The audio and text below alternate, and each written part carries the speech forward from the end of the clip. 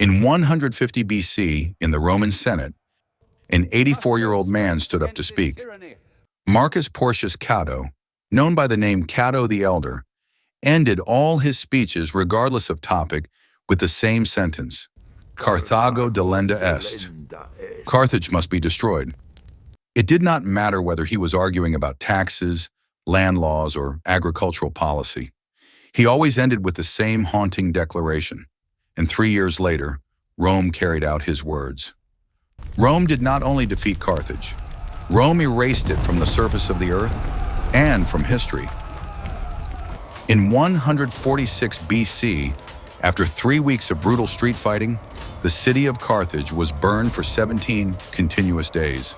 The population was killed or sold into slavery. Buildings were leveled brick by brick. The library was burned. Temples were destroyed. This was not conquest. This was deliberate destruction. The question arises: was Carthage truly a child-sacrificing monster, as Rome described, or a commercial empire that frightened Rome so much that it had to be completely erased? Chapter 1. Who tells the story of Carthage? The core problem of history. When we want to learn about Carthage, we encounter a serious problem. No Carthaginian text has survived. Everything we know about them comes from Roman historians, Polybius, Livy, Appian; Greek historians, Herodotus, Diodorus Siculus; Persian inscriptions. What do they have in common? All were enemies of Carthage. Polybius, the most reliable source on Carthage, actually accompanied Scipio Aemilianus, the Roman general who destroyed Carthage, in the campaign. He witnessed the city burning and recorded it. This is like studying the Soviet Union only through CIA documents during the Cold War, or studying Native Americans only through the accounts of 19th century Europeans. The victors write history, and the defeated, they are not allowed to tell their own story. Consequences of this silence we do not know. What Carthage called itself, how they wrote their history, how they saw themselves, how they worshiped their gods, their philosophy and literature. All that remains are pottery coins, architectural ruins, accusations from enemies. We know them through the words of those who burn their city. So how much is truth and how much is propaganda? Chapter 2. Carthage, the Empire. Not based on the sword, but on the sea Phoenician origins, around 814 BC, according to legend, settlers from the city of Tyre in Phoenicia, modern Lebanon, founded Carthage on the North African coast, where Tunisia is today. The founding story says that Queen Dido, a Tyrian princess in exile, negotiated with local tribes. They said she could have as much land as an ox hide could cover. Dido cut the hide into thin strips like threads, joined them, and drew the perimeter of a city. That was Carthage, the new city, born from cleverness rather than force. Carthage lay on a peninsula jutting into the Mediterranean, with 2 natural harbors, commercial and military, control of the strait between Sicily and North Africa, access to fertile plains, a central position in Western Mediterranean trade. What the Phoenicians knew, and Rome would learn, was who controls the sea controls trade, who controls trade controls the world. By the 3rd century BC, Carthage had built a vast commercial empire. Territories controlled: the North African coast from Morocco to Libya, all of southern Iberia, modern Spain and Portugal, western Sicily, Sardinia, Corsica, Malta, the Balearic Islands trading cities spread across the Mediterranean, goods traded, exports, cotton textiles. Carthage was the first cotton weaving center in the West. Wine, olive oil, garum, fish sauce, the most expensive food in antiquity. Punic pottery, glass jewelry. Slaves imports, tin from Cornwall, Britain, essential for making bronze. Silver from Iberia, gold from West Africa through trans-Saharan trade. Silk and spices from the East Ivory, and precious wood from Africa. Population of Carthage, 400,000 to 700,000 people at its peak, larger than Rome at the same time. Military harbor, Kothon, could hold 220 warship city walls, 13 meters high, 9 meters thick. Merchant fleet, thousands of ships. The true power of Carthage was not its infantry army, but its navy. Carthage developed mass production techniques for warships. Instead of building ships one by one, they produced standardized components assembled rapidly, could build 220 warships in 60 days, an unprecedented speed. Carthaginian warships, quinqueremes, five-oared ships, were engineering marvels. 45 meters long, carried 300 men, had bronze rams to smash enemy ships fast and maneuverable. Carthage maintained commercial monopoly by sinking ships that trespassed, signing treaties with states to recognize their maritime dominance, keeping trade routes secret, especially the route to Cornwall for tin. Using the navy to protect merchants, a famous story tells that a Carthaginian captain, when chased by Roman ships trying to discover the route to Cornwall, deliberately steered his ship onto rocks so that both ships sank, protecting the trade secret with his life. Carthage did not need much land territory. They controlled the sea, and in the ancient world, that was all that was necessary. Chapter 3. Hannibal, the nightmare of Rome.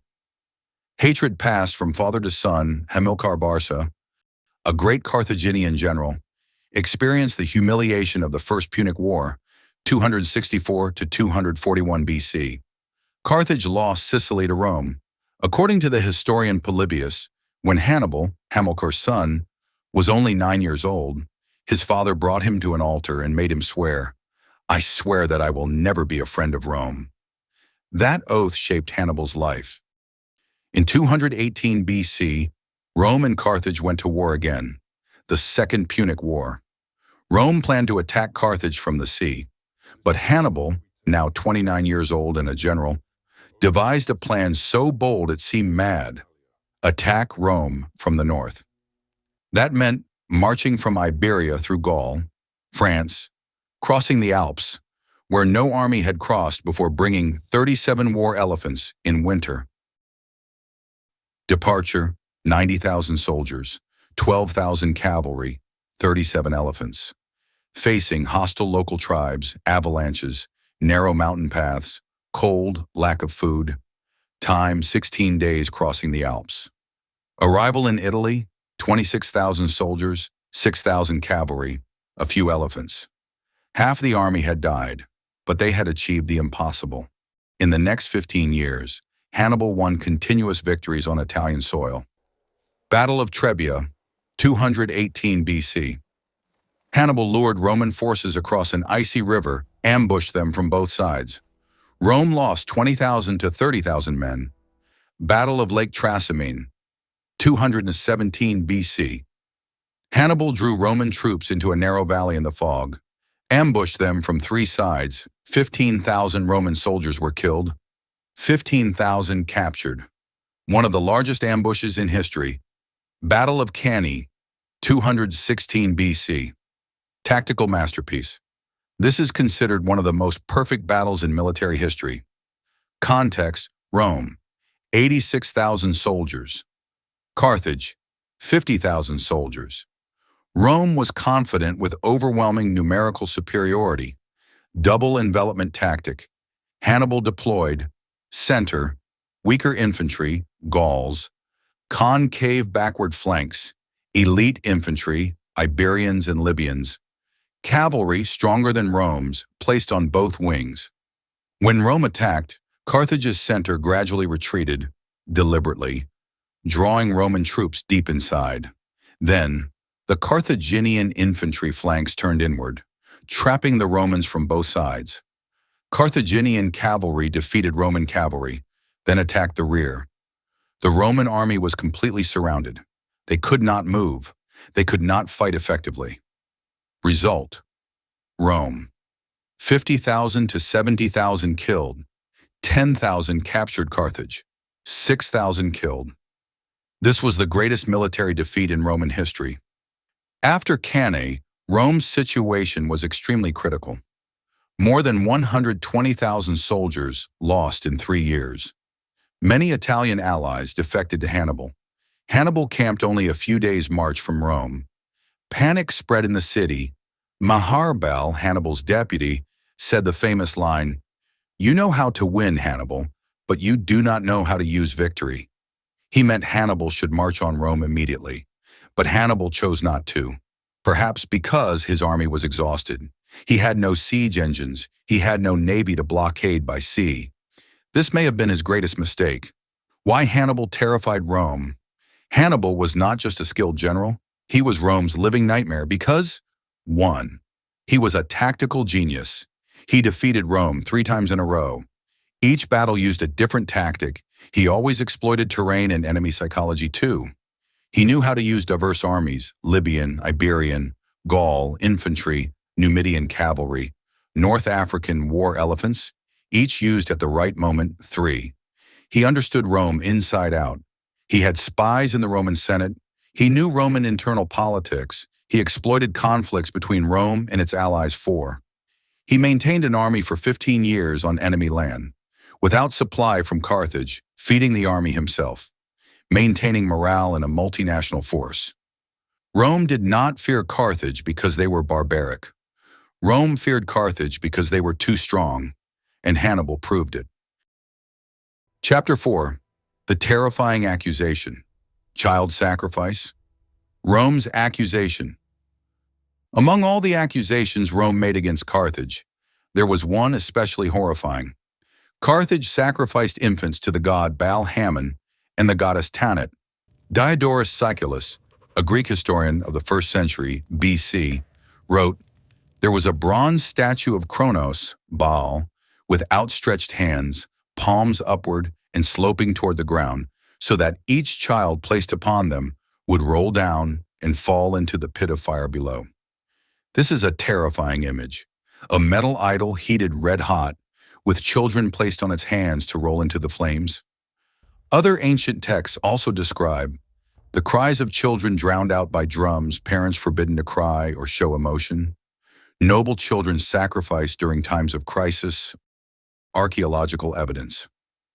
In the early 20th century, archaeologists discovered the Tophet, an ancient burial ground outside Carthage. Findings: more than 20,000 urns containing ashes. Most held remains of infants under 3 months old.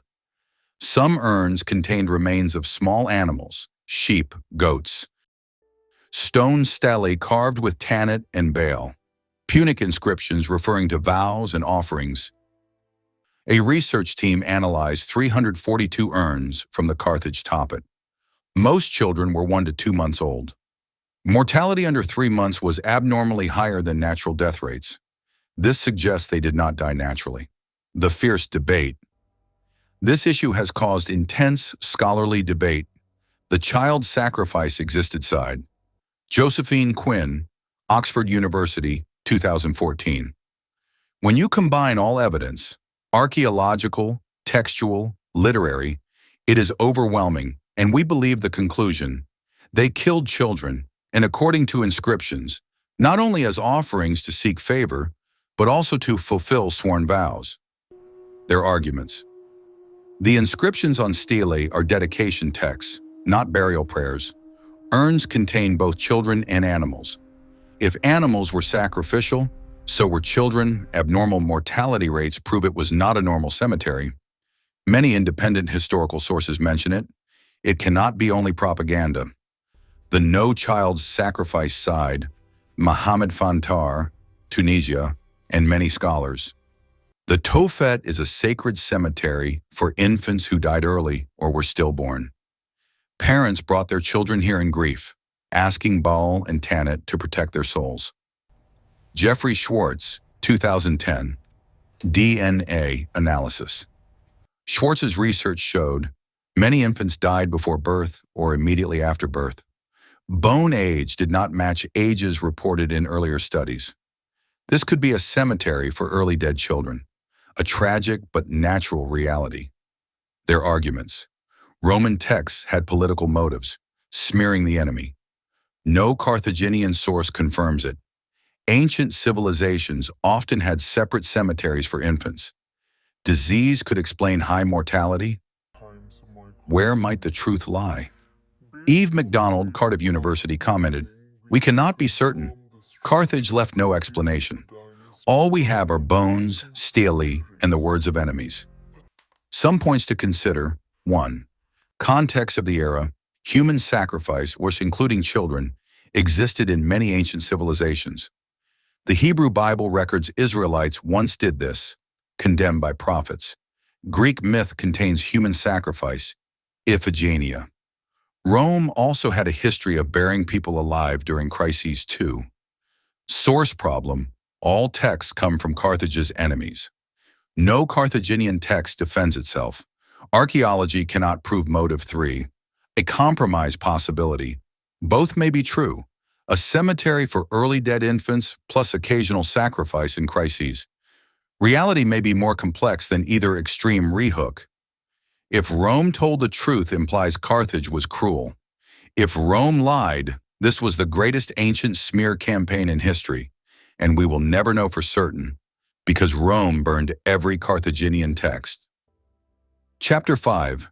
The Deliberate Erasure. From crisis to final solution. After Hannibal was defeated at the Battle of Zama, 202 BC, by Scipio Africanus, Carthage was forced to sign a humiliating peace treaty. Treaty terms: pay 10,000 talents of silver over 50 years, an enormous sum, hand over 300 hostages to Rome fleet confiscated. Only 10 patrol ships allowed, forbidden to wage war without Rome's permission. Carthage accepted. They focused on trade, and surprisingly, they revived quickly. In the next 50 years, the economy flourished. Population increased. The city became wealthier than ever. Carthaginian coinage spread across the Mediterranean. Roman envy and fear. Cato the Elder, a Roman statesman, visited Carthage in 152 BC. He was stunned by its prosperity. Returning to Rome, he brought fresh figs from Carthage, raised them in the Senate, and said, "Our enemy is only 3 days' sail away. They are too strong, too rich. They will again be a threat." And from then on, no matter what topic Cato spoke about in the Senate, he always ended with, "Carthago delenda est." Carthage must be destroyed. A pretext for war. In 150 BC, Massinissa, king of Numidia and ally of Rome, repeatedly invaded Carthaginian territory. Carthage complained to Rome. Rome did not respond. Finally, Carthage could bear it no longer and mobilized an army to counterattack. Rome declared this violated the treaty.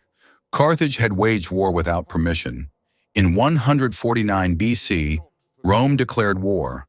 Impossible surrender terms. Roman forces landed in North Africa. Carthage, frightened, sent envoys to ask for peace. Rome set conditions. Hand over 300 hostages to Carthage. Agreed. Hand over all weapons to Carthage. Agreed. Carthage was almost completely disarmed.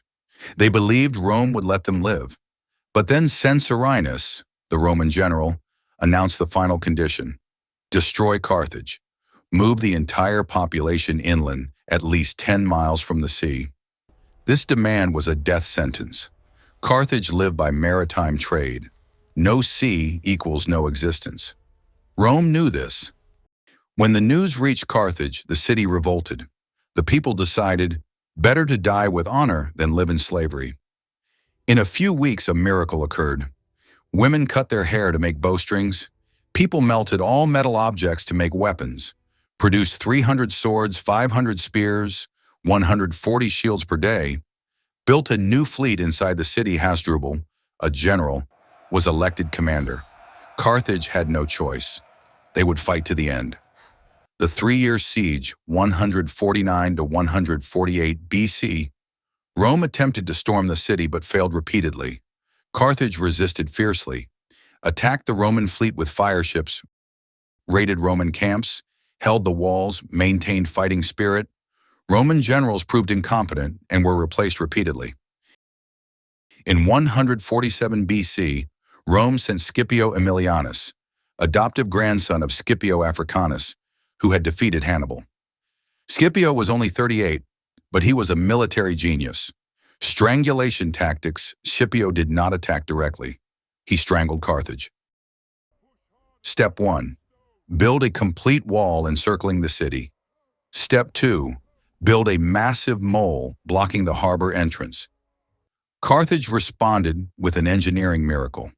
Secretly dug a new canal to the sea, built a new fleet, suddenly launched the fleet.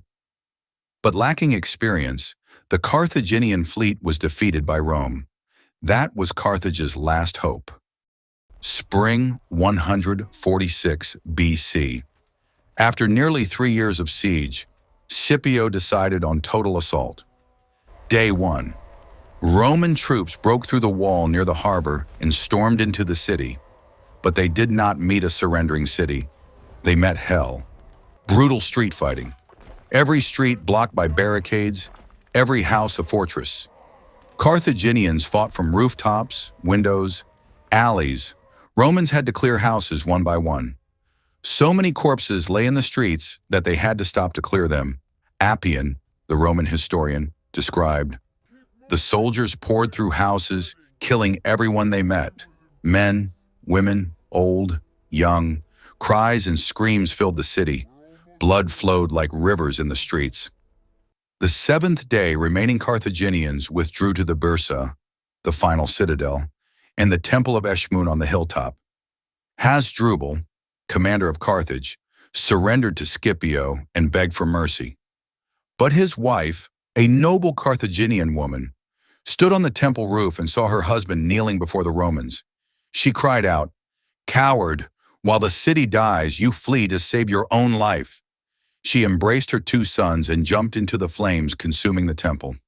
Scipio accepted only 50,000 prisoners, mostly women and children. All were sold into slavery. Burn the city. The fire burned for 17 continuous days. Then he ordered, "Destroy everything that remains." Roman soldiers smashed every building, pulled down the walls, shattered temple columns, flattened all structures. The curse before leaving, Roman priests pronounced an official curse. Anyone who attempts to settle again on this land will be cursed by the gods. The terrible numbers before the war. Population of Carthage, 400,000 to 700,000. After the war, killed, estimated 150,000 to 450,000. Sold into slavery, 50,000 escaped, unknown perhaps tens of thousands. The city completely destroyed. Not a single building left intact. Harbors filled in. Library burned. Polybius, who witnessed the battle, wrote, "When Scipio saw the city burning, he wept. He recited Homer's line, 'A day will come when sacred Troy shall perish, and Priam, and the people of Priam.'" When Polybius asked why he cried, Scipio replied, "I do not weep for Carthage, I weep for Rome. For one day this fate will come to us as well." Chapter 6. The Historical Void. What was lost when Rome burned Carthage? They erased 1. The Library of Carthage, thousands of books. Chronicles of 700 years. Scientific works, literature, poetry, philosophy. All were burned. 2. Temples and culture, religious rituals, music, art, architecture. 3. Their voices, no personal letters, no diaries, no memoirs, no explanations. Consequences, a 700-year empire. Now only ashes, broken pottery, coins, accusations from enemies. We do not know how Carthage saw itself, how they organized their society beyond Greek-Roman descriptions, what their real religion was like, their philosophy, their art, their own story. This is the price of letting enemies write history. Chapter 7. Conclusion. The victors write history. Carthage may have been monsters. If we believe what Rome wrote, they sacrificed children. They were cruel to slaves. They were treacherous. They were greedy. Or they may have been the most advanced commercial civilization of antiquity. If we look at archaeological evidence, they built the largest commercial empire of their time. They had advanced shipbuilding technology. They controlled Mediterranean trade for centuries. They mass-produced goods with high quality. They had the strongest navy in the ancient world, but only Rome was allowed to tell the story. The core issue: Rome did not just conquer Carthage. Rome rewrote the history of Carthage. Everything we know about Carthage comes from those who killed them, those who burned their city, those who sold their people into slavery, those who had every reason to turn them into monsters. Can we fully trust what Rome wrote? Questions left behind. 1. Did Carthage really sacrifice children? Perhaps yes. Many ancient civilizations did this. Perhaps no. Rome may have exaggerated or invented it. We will never know for certain. 2. Why did Rome completely destroy Carthage? Fear after the wars with Hannibal, envy of Carthage's wealth, desire to control Mediterranean trade, elimination of the last rival. 3. Could Carthage have survived if Hannibal attacked Rome after Cannae? Carthage had a stronger navy in the First Punic War? They had texts to defend themselves? Final twist. Sometimes history is not lost, it is rewritten. Carthage did not disappear because it was weak. It disappeared because it was too strong. Rome did not destroy Carthage because they were monsters. Rome destroyed Carthage because they were rivals. And by burning every text, Rome ensured Carthage could never defend itself. History would be written by the victors. Truth would be buried under ashes. That is the ultimate power, not just defeating the enemy, but erasing them from human memory. Epilogue: Carthage after death, Julius Caesar and rebirth. A century after its destruction, Julius Caesar ordered Carthage to be rebuilt, 44 BC. Augustus, the first Roman emperor, continued the project. Roman Carthage became capital of the province Africa Proconsularis, the third largest city of the Roman Empire, after Rome and Alexandria. An early Christian center, San Augustine of Hippo, lived here, a grain production center for Rome. But this was Rome's Carthage, not the Phoenician Carthage. Punic legacy. Although Rome tried to erase Punic culture, some elements survived. Language. Punic continued to be spoken in North Africa until the 5th century. Re-AAD, some Punic words remain in modern Berber languages. Technology. Carthaginian shipbuilding technology was adopted by Rome. Carthaginian agricultural techniques spread across the empire. DNA. Recent genetic studies show modern North African populations carry Phoenician ancestry lessons for today. The story of Carthage is a reminder. 1. History is written by the victors. Most of what we know about the past comes from survivors. The defeated rarely get to defend themselves. 2. Propaganda has immense power. Rome turned Carthage into a civilizational enemy. Even today, we are unsure what is true. 3. Cultural destruction is an invisible crime. When texts are burned, voices are silenced. When libraries are destroyed, history is erased. When languages disappear, a way of seeing the world is lost. 4. Archaeology can restore voices. Each new discovery is a puzzle piece. Each coin, each shard of pottery tells a story. Slowly we may hear Carthage through echoes. Final question: how many other civilizations have been erased in similar ways? How many stories are lost forever? And who is writing history today?